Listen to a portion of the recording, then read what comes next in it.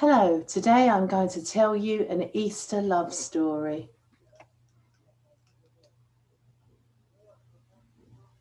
Let me tell you a love story. Don't worry, it doesn't involve smoochy kissing. There was a man and a woman who were made for each other and spent all their time together in a beautiful garden. Sadly, they separated and then lived so distantly from one another and were so different in how they behaved that it was hard to believe that they had ever been together. The woman made some harmful choices and went to live in an ugly city where the stars in the sky were virtually hidden from view. The man stayed devoted despite his lover's rejection of him. He kept calling her, but she either didn't hear him or refused to listen.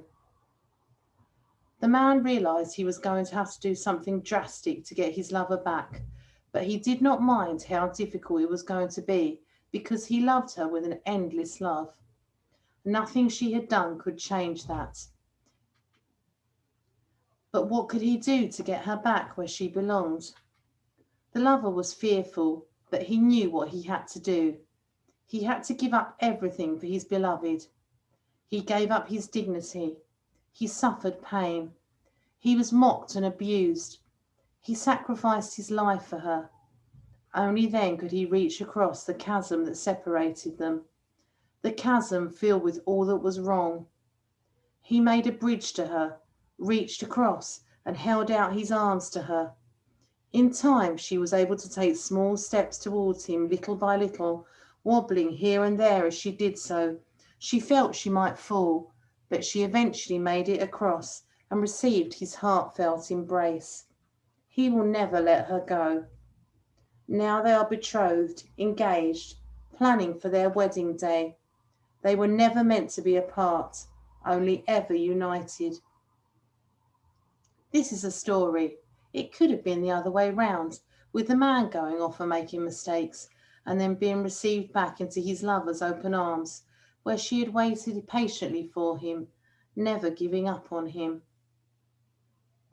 This love story, although fictional, is of course the love story of Easter, the culmination, the end of the story of Jesus, that while we were still far off, Jesus, by his death and resurrection, made a way for us to get back to him, so that we could be reunited with the God who made us and who never wanted us to be far away. I hope you find this a beautiful story. Yet I have found the promised truth is even better than this. In Isaiah 65, we hear a vision of the future. It was the future for the Israelite people, and it is still the future for us today. It is a foreseeing of how things will be when God puts things right, when things are as they should be. As Christians, we understand it is a post-resurrection future.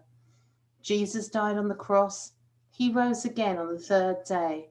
This is what will happen now he is risen. This is so much more than a vision for individual humans. It is for the whole world. There will be a new heavens and a new earth. God created the world and one day he will renew it, recreate it. Heaven and earth will join together, be as one. Jesus taught us to pray on earth as it is heaven in the Lord's Prayer. And his resurrection will bring the resurrection of all creation, a new world. God so loved the world that he will recreate it. What will this new, recreated, renewed world be like? We get a glimpse of this in the passage from Isaiah. No one will remember sadness in the heaven city. Life will be long and filled with joy. People will enjoy the fruit of their labour and not have it taken away by others. God will be so close that he will respond to people's needs before they even finish asking him. No creature will prey on any other. Even the serpent will be redeemed. Evil will be no more. So even though this passage was written hundreds of years before the coming of Jesus to the Israelite people, it gives us a vision not only of their future, but of ours as well. Of a world that is recreated just as God created the world at the beginning, so he will recreate it at the end. In Romans 8, the Apostle Paul speaks to followers of Christ and all of creation groaning like a woman in childbirth, as we all wait eagerly for God to make the world right again. Just as Isaiah had cried out to God to come down just before he gives his vision of the new heavens and the new earth, so we long to see the suffering of this world brought to an end. When Paul explains the resurrection in 1 Corinthians 15, he uses the image of the seeds and harvest. There was a Hebrew tradition going right back to the book of Leviticus of giving the first fruits of the harvest as an offering to God. Paul compares Jesus' giving of himself to this. Jesus died on the cross. Jesus was raised to life again. He was the first to be resurrected, but his followers will also be resurrected when the time comes. Paul describes the bodies human beings currently have in this life as being a seed of the bodies we will have after the resurrection. Just as a seed is a mere hint of the beautiful plant it will become, so our current bodies will become glorious when we are raised in God's renewed, recreated heaven world. So at the moment, we're waiting for things to be put right in a world that's obviously not as it should be, obviously not the way God intends it to be. But when Paul talks about the resurrection, he talks about it as Jesus being the first of many resurrections, as Jesus being a seed that will just be a hint, a little tiny bit of what the whole world will later become in the renewed, recreated heaven world. Right at the end of the story of God that we have in our Bibles, the new heaven and new earth are seen again in John's vision of the future that we call the book of Revelation. All that is deformed or dangerous has gone. John speaks of the heaven city coming down from heaven to earth, dressed as a beautiful bride. God now lives amongst his people and they with him. There will be no more suffering or pain. God declares, I am making everything new. There are two words for new in Greek. The first, neos, means what was not there before, new in time. The second, kainos, means newness in kind, something fresh in quality, a new order. The word kenos is used here in Revelation. It is a vision of a whole new future order.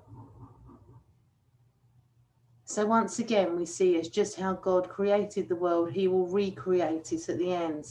When Jesus comes, when God comes to recreate everything, put everything right, make everything new. Yes, we are hurting and suffering now. It seems an awfully long wait. How long, Lord? If only God would come down. But one day we will walk into the new heaven city in the likeness of our Lord, in glory. There will be no more injustice, no pain, no hunger, no war. Jesus died and the temple curtain was torn. God was no longer far from his creation. Heaven and earth were no longer separated. The marriage had begun. Pass on this message, the words of Isaiah, the words of the Apostle Paul, the words of John. Tell this broken world, Jesus is risen, he's risen indeed. We will be risen indeed. Heaven and earth will be married indeed. Ask your questions about it, shout about it. Jesus is risen, he's risen indeed.